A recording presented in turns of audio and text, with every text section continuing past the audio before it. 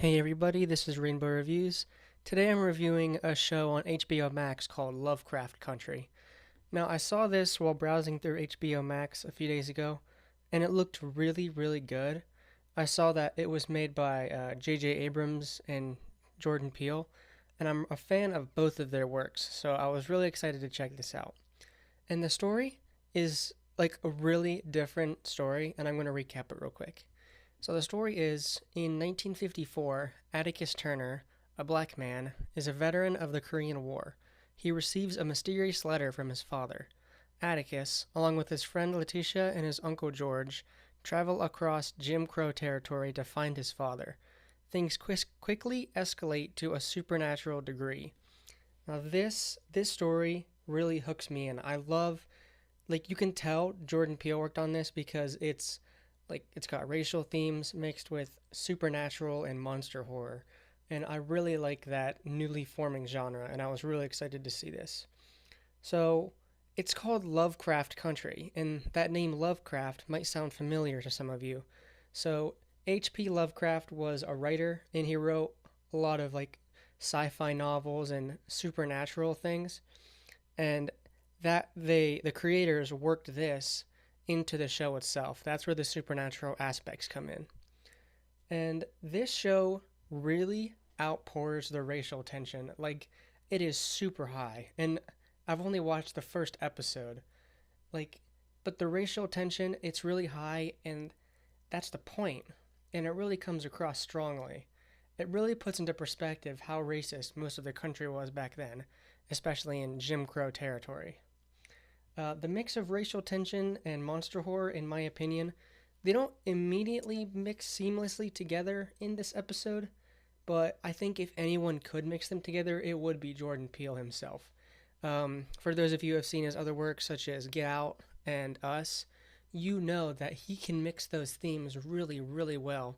And this episode, I don't think it does it very spectacularly, in my opinion.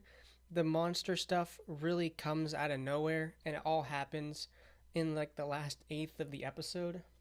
But I saw the teaser for the next episode at the end of this one, and it looks really good, and it looks like it's mixing a lot more supernatural stuff with the racial stuff a lot more and a lot more seamlessly. And so I think with him as the producer, or excuse me, co producer, this series is just going to get better and better. Now, I did have one gripe with the episode, and that only gripe, as I just described, is that the supernatural stuff comes out of nowhere.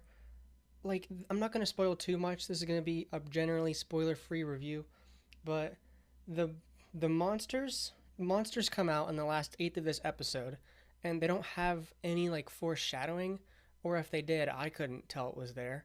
So what I would recommend, like, to make this episode a little bit better, and again, I don't know anything about making a show, so take this all with a grain of salt, but I think it would have been better if they foreshadowed it a little bit more, and they did something like uh, having some missing posters on telephone poles, or having scratch marks indented into trees or something.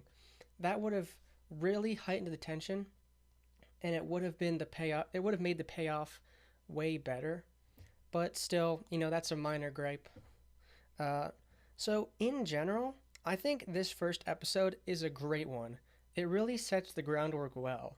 The next episode looks like it will mix the racial elements with the horror elements a lot better, and I'm super excited for it to come out.